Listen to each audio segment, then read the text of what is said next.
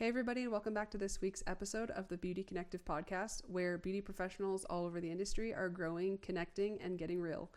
Today I'm sitting down with Jenna Puzzio. She's a former hairstylist turned marketing professional, owner of Fill Your Books. She has so much great information to share about how to fill your books as a beauty professional and how to stay booked and busy, so let's get to it. Jenna, thanks so much for being here. I'm stoked to chat with you. You're a wealth of knowledge in the hair industry. And I'm just not realizing I'm not used to like speaking with you face to face. I know. Because you're my client and I do your nails. Just got them done. So this is fun. Chat face to face. Yeah. So start off by telling everyone like what originally got you into the hair industry. Man, so I was in high school and I always did like okay. Like I got good grades, but I was looking at my route of college and I was like, I don't know if I want to do that. I was very into like fashion. I was like, maybe I want to do that. I don't know. And my mom was someone who always, even while I was growing up, always said, you should go to hair school. And I was like, no, like that's for people who aren't smart, which is not the case at all. But it kept on coming back up into my life. And I was like, you know what? Let me just check it out. And I went and I toured a Paul Mitchell school. But I was super embarrassed to tell like my friends or my teachers or anybody that I was going to hair school. So I just lied and said I was going to the county college and signed up for Paul Mitchell school. So it was very like on the down low. And now I look back on that and I like feel bad for younger me that I felt so embarrassed. And I don't know why, because one, it's a great career path. And I mean, it's the growth potential is infinite, but I wasn't someone who was like, oh, I cut everyone's hair and I gave my sister bangs and all this stuff. I really didn't do any of that. I was just like, I looked at it as more of an entrepreneurial route. Like it was more so I didn't really want to go to college. I knew I wanted to kind of do my own thing and take a path that was different. And that gave me the avenue to do so. So I lied. And then I like, first day of school, I like posted there. I was like, psych, I'm in hair school. I don't know why I did that, but I felt like the need. That's sort of a common misconception, honestly, is that, and maybe hopefully it's evolved since then. I think it has. Kind of that just like it's a lower tier career. Which is, I think with any career, it's how much you put into it. Whether you go corporate route or not, it's all what you put into it. I'm sure you could say the same thing for when you got certified or when you went to nail school. There was a group of people who like didn't put a ton of work into it and maybe aren't in the industry anymore, and then there's the people who did. And I think that goes with anything in life. Totally.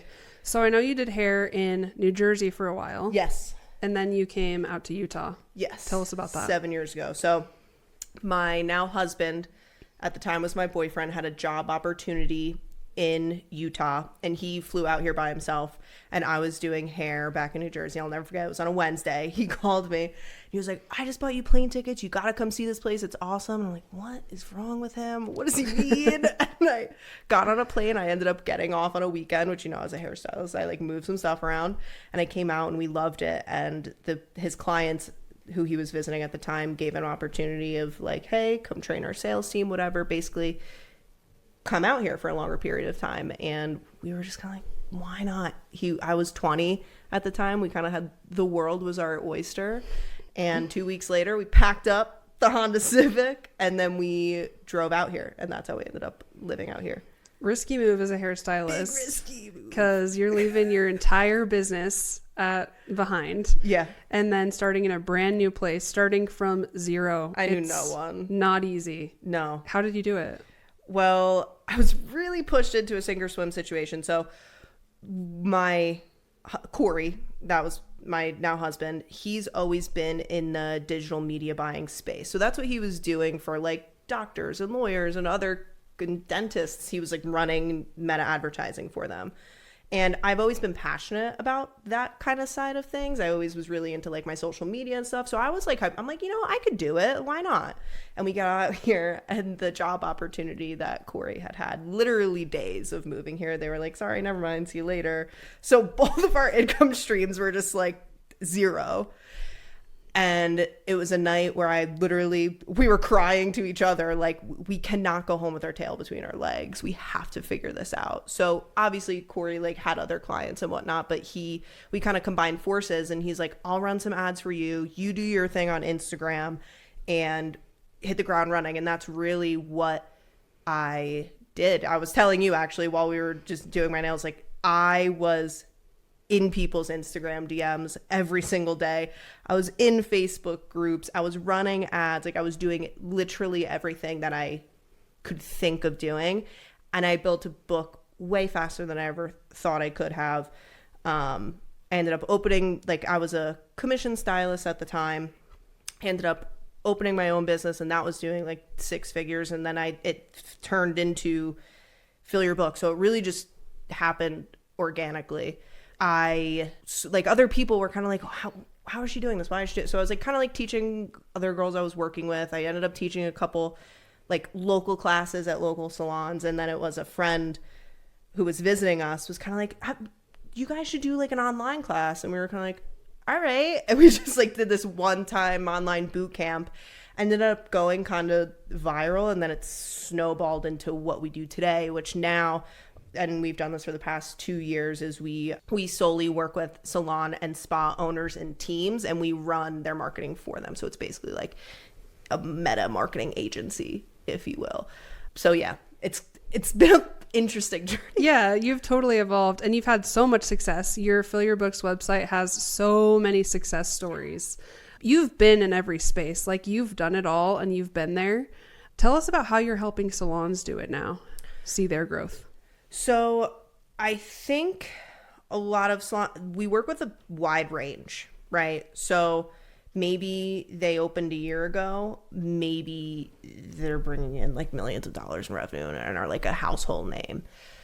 And the one thing, we try to simplify it as much as possible. And this is like, because I know you have a lot of independent people too. We originally only worked with, not only, but it was like, we worked with independent people, whatever. We were teaching people how to grow their businesses. And it really breaks down to a 3-step process. And for me, that's attention, connection, and retention. You need a way to get attention from people in your local area and get them curious about booking an appointment. It's not necessarily like they're going to an appointment, just like they see you. They know you're there. You're visible. From there, you need a way to build a connection with those people who are interested, right? So your sales process, you need a way to build enough trust with those people who see you, to build enough trust to get them to actually book an appointment. Then once they book an appointment, you need to retain them, right? You want them to rebook, you want them to refer their friends, maybe buy retail, leave a positive Google review. And it's that process over and over and over again. So the piece that we fill at Fill Your Books is obviously that attention portion, right? Like we're building all of those systems in place to get more eyeballs on their business. Mm-hmm. And then we help them with the other things like their sales processes, retention systems, tracking, stuff like that.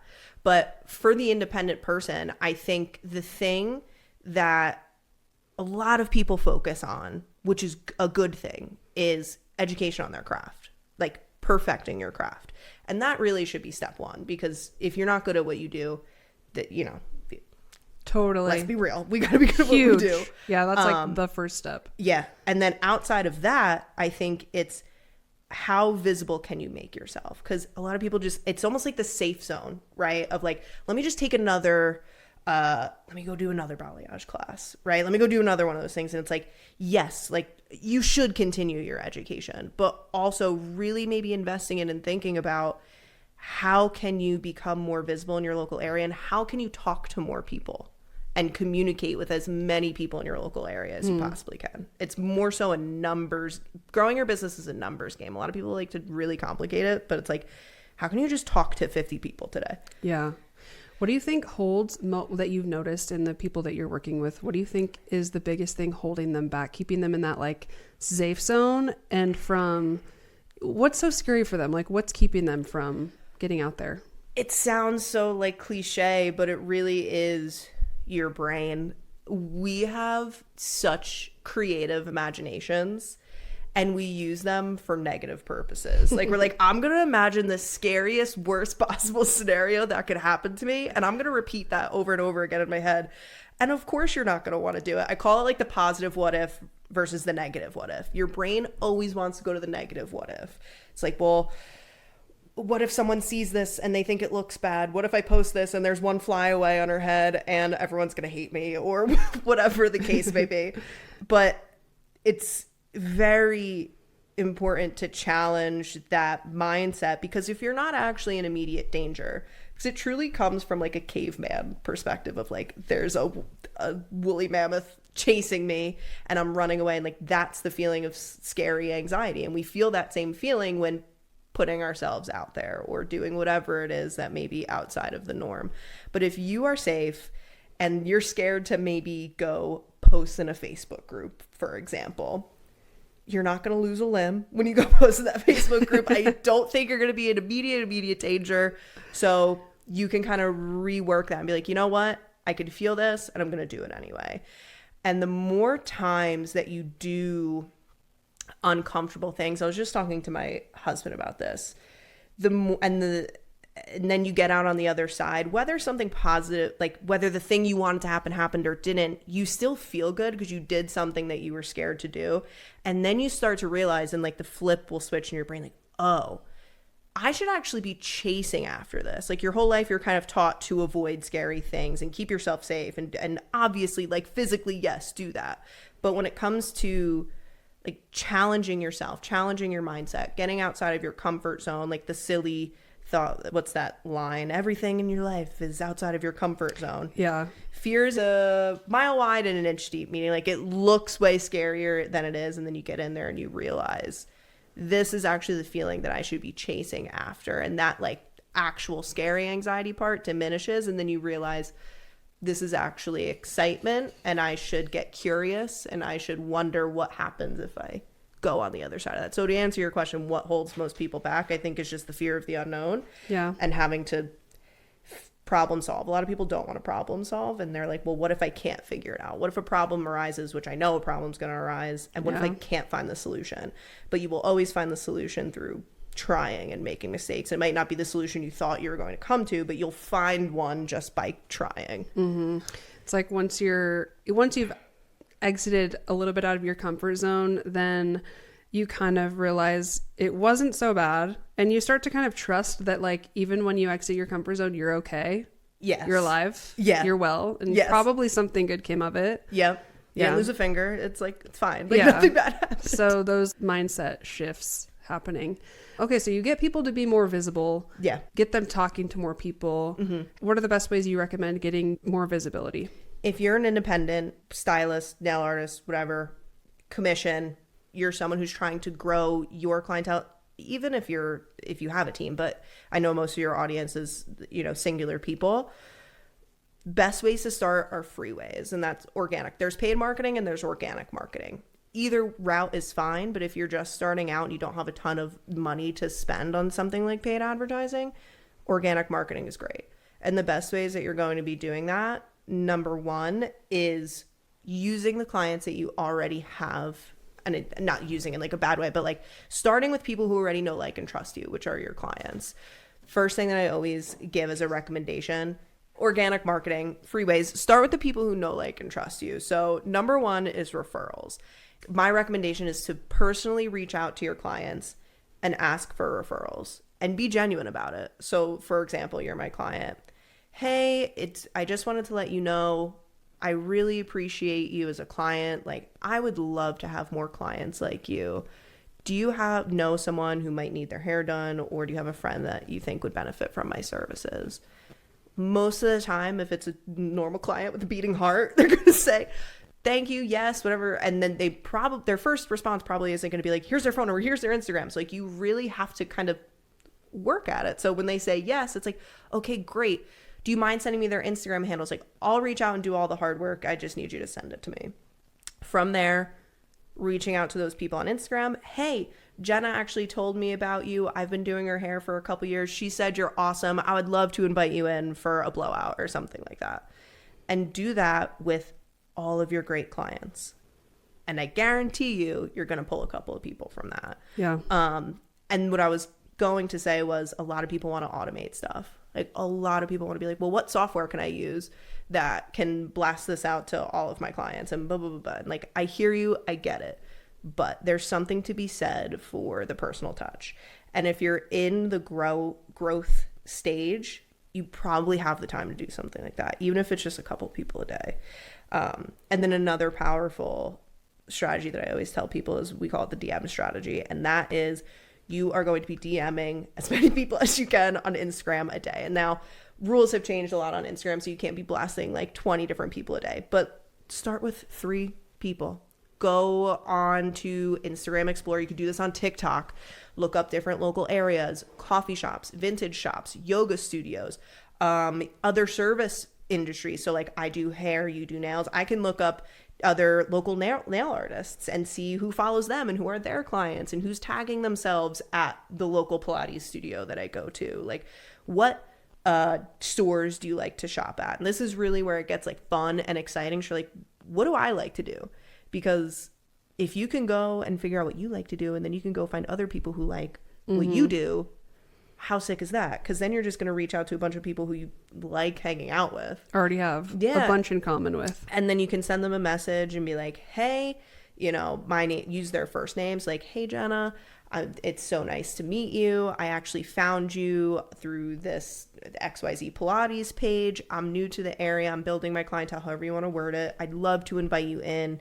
Is this something you'd be interested in? And you do that a couple times a day, and you're going to get a ton of people who don't answer you. And that is okay.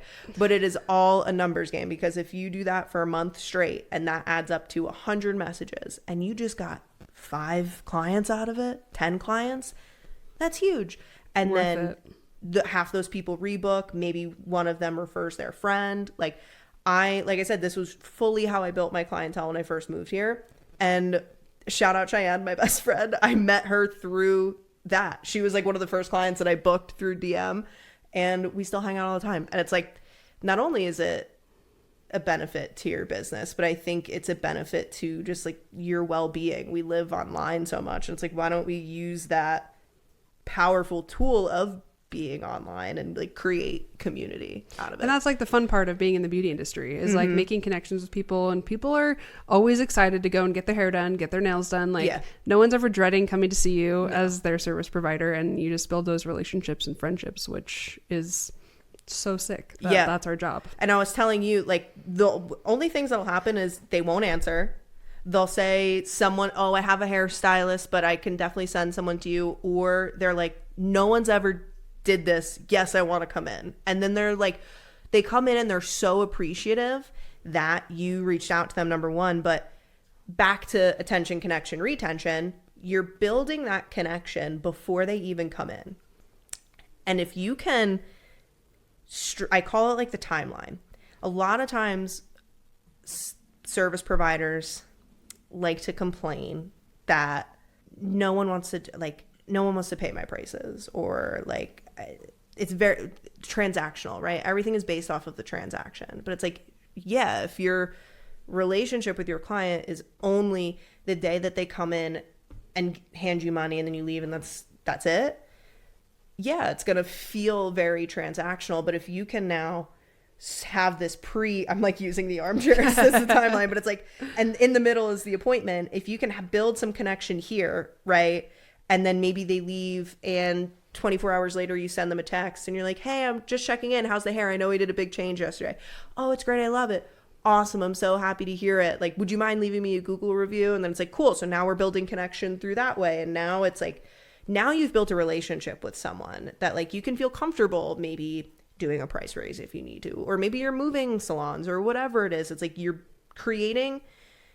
so much more than a service provider. You're a person to them now. And I think that's when you really have a sweet spot, is when you can build that way stronger connection.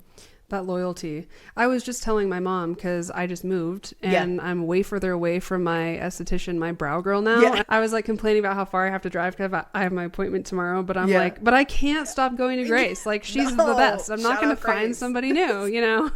No, it's so true. So you really build that like loyalty to each other. And I love that you said that, because that's such a fun part of my clientele. Like, I love when we send each other Vampire Diaries memes and stuff back and forth. You're like, oh yeah, I was just talking to Jenna about Vampire or whatever, you know? So that middle piece, that connection, huge. And like you said, that starts before you even meet them. And then after their client comes for the first time, and then ongoing thing. Exactly. So like exactly what you said, it's the little things that people forget about. Like, If you see something like a meme that makes you think your client, send it to them. If you see nail art that you're like, Jenna would love this, and you send it to me, and I'd be like, oh yeah, that's sick. Like, it just adds a little bit of the connection. Is it someone's birthday? Send them a card. Did someone get married? Like, shoot them a text, right? Ask them how the promotion went at work or whatever it is. I am a big fan of bringing it back down to personal, because I can see what happens on the other end. Because like I said, I work with a lot of salon owners with big teams that have been open for a long time, and you hear a lot of business owners talking about, you need systems, you need processes, you know, these things, which 100% you do when you build a team that large. But you can get into like corporate territory where it's like, okay, now all of our, you know, reminders are automated, and the birthday message is automated, and also all of the appointments you get from your doctor are automated, and you get whatever you know, you gave the like Nordstrom your phone number for 10% off, and now they're texting you, and it's like you get all these automated messages already, and then they're like, no one's showing up to their consultation. I sent them a reminder, and it's like, well, now you just look like everybody else. So yeah, they're going to ignore their dentist because they don't want to go. They're probably going to ignore that automated message because they don't know what it is. So it's like, yeah, you have to have a balance of the two. Personal and automate stuff too. Yeah. Okay. So your 3 steps: attention, connection. And now what about the retention part? What are your biggest recommendations there? Asking in person. So many people don't want to, a lot of people just aren't asking. Number one, of course, first part, you have to make sure that you're doing a good job. Like we talked about, you need to be good at what you do. Number 2, you need to make sure that people really, like, we all can read body language, right? I think we all know when someone's not happy. I know I've felt it behind the chair. Mm-hmm. Address it. I did this early on in my career where they leave and then you have that like feeling in your stomach, like she hated it. And it's like, yep. And I know they hated it. And it's like, instead, really just have an open and honest conversation. Be like, hey, listen, I'm feeling a little bit of hesitancy, whatever it is. Be open with me and let me help you. What's going on? Tell me the loudest voice in your head. That's a go-to line of mine. Mm-hmm. Even with my clients, like, tell me the loudest voice in your head so we could just get to the part of so that you could fix it. Those 24-hour text check-ins I'm talking about are huge, especially with new clients. Checking in on them. How was your service? Because if they give you something that's maybe down the middle or negative, now you gave yourself an opportunity to fix it before it turns into hopefully not a negative review, right? So I think having those touch points, but also just being open and asking in person, right? If it's a client that you've had for a while, their colors processing, whatever it is, hey, I wanted to ask you, do you know anybody that you think would, like, I'm trying to grow, that would benefit from my services? Same thing. Can you send me their Instagram handles really quick? And like, have them take out their phone, have them do it. People are just a little hesitant to ask something and be forward about it. Mm-hmm. But I always like to say, if you believe you give a really great service, you love what you do, you're kind, you think people, you believe your clients leave in a better state than when they came to you, then you'd be doing all of those other people a disservice by not asking. It's almost like your own confidence in what you're providing is really what's holding you back in the first place. Yeah. Most people just aren't asking for rebookings. That's number 1. Number 2, if you are asking, it might be the way you're asking. It might be when you're asking. Are you asking after they already paid, transactions over, and they're 1 foot out the door? Good luck, because they're already on to the next 50 things that they're doing, mm-hmm. right? Maybe try asking before the transaction, right? What are you talking about during your consultation? Are we planting the seeds in the consultation and throughout the appointment of upkeep, of tying it back to their goals, whatever it is? I always use because I always think hair terms. It's if someone's coming to you and they're complaining that their hair is dry and they want it to grow, then throughout the appointment, we're talking about what is your routine?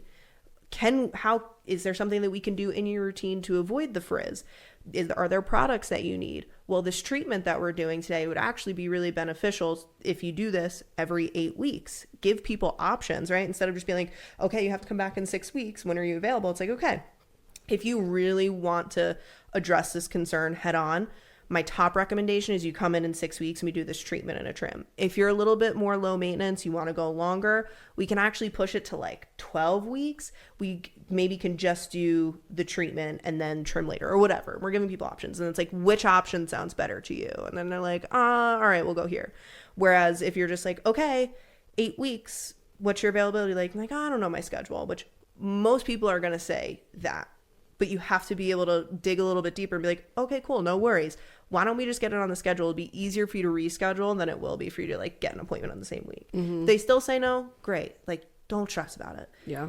But most people will work with you then. And then you get them in their routine of rebooking and all that kind of stuff. But first and foremost, you're not asking. Number 2, when are you asking? Number 3, how are you asking? Like, are you giving people options? Is your tonality good? Is your voice shaking and you're so nervous? And it's like, oh my God. And it's like, well, maybe you just need to like take a breath. Because remember, we do hair, we do nails. Yeah. Like, it's not that serious. Yeah. Sometimes I have to remind myself, I'm like, oh yeah, I'm not in the FBI. Right. Yeah. And I mean, you do have quite a bit of time to chat with your client. Like, you're sitting there for a while, especially if you're doing hair. Yeah. You're sitting there for a while. And if you're explaining to them and like educating them of all their options, like you were saying, you're really positioning yourself as the expert. Yes. And they're going to trust you more as their service provider. Yes. I call it flexing your knowledge.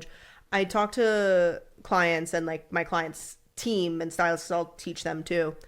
I'm like, if your client comes in and the first thing that you're talking about is like the Vampire Diaries, like, great, I love it. But the first few appointments, you really have to take the time to position yourself as the expert. Like, what I would do behind the chair is, I'm saying bore them to death, but I wouldn't bore them out.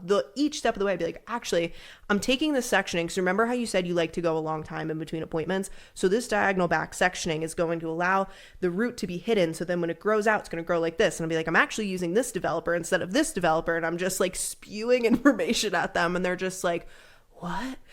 And then by the end of it, they're like, no one's ever taken the time to explain that to me. They trust you so much more. They're like, I'm not going to anybody else, because they're going to be like, they don't know what they're doing. That, well, not even if the previous stylist or whoever it is did know what they were doing, they didn't take the time to explain it. So how would they know, right? The number one reason that clients leave service providers because they feel like they don't care anymore. Like long-time clients, once they start leaving.